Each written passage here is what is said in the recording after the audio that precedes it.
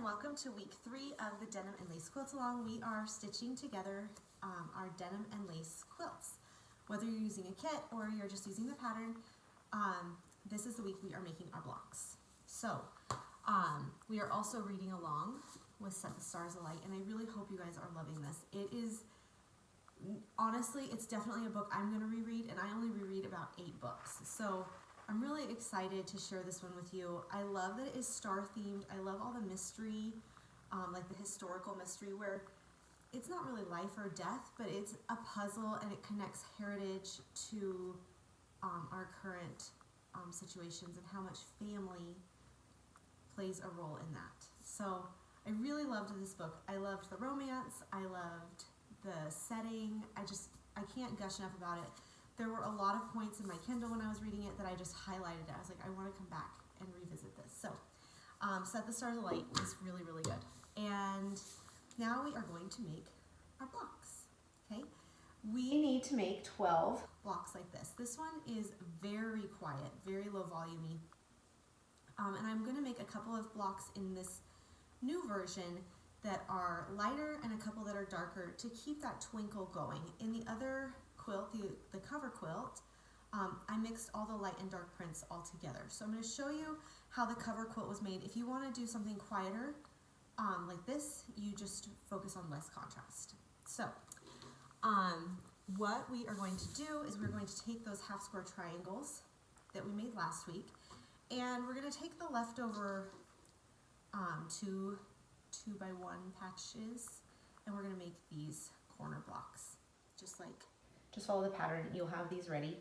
And then we're going to work on getting a layout together. So what we want is, in what I'm teaching you right now, what we want is good contrast, good movement that will keep the eye going from place to place inside of the block. So we're going to just start laying things out. A design wall is really helpful, or just laying it out on a countertop and going one block at a time. And we're just going to try and get some good contrast. So you can see that this has more of a green blue to it. This is more of a cornflower blue. And then we've got a couple of dark prints in each of the kits to just give you more movement, more personality. And we'll just lay it out until we like how it looks. And look, if you look here, I've got 2 prints here that are the same and 2 prints here that are the same. So I will be pulling those apart and finding something else to go in those positions. Let's see. I've got this one, and that's a great fit.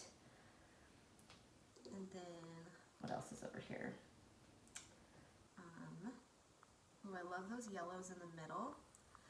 Here I do have the same print, but I'm okay with it right there. It kind of makes it look like a flying geese and gives it a little bit more personality and depth. And we'll keep going. I like the contrast here between this gray blue and this green blue. I think that that is really, really pretty. And then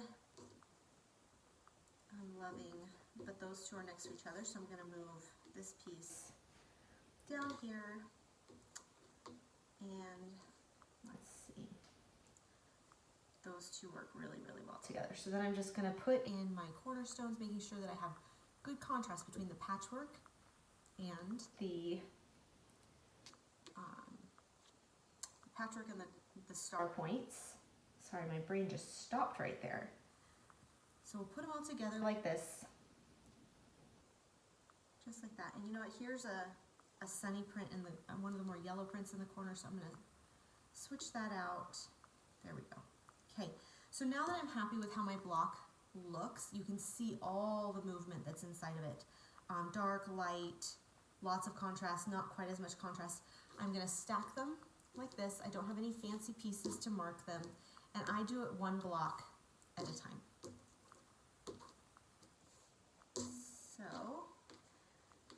I will just take those 4 stacks, if you can see that, 1, 2, 3, 4, and I will go to my machine and assemble the entire block right away. Okay, that leaves me with these strips. And this is where you can just double check. And if you don't love it, make another strip set and swap them out with a different block.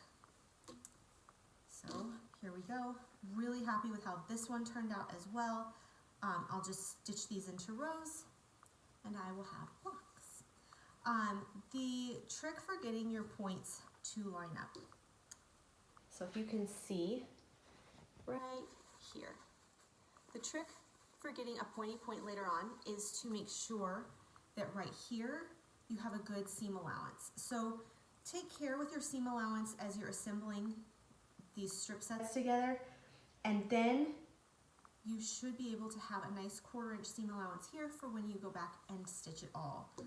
If you don't have a good seam allowance, there is no harm in ripping something apart and putting it back together so that you do have enough seam allowance there to get the point, if that is something that you value in a quilt. So seam allowance is vitally important at this step. Be very, very careful, and you will end up with a very clean looking block.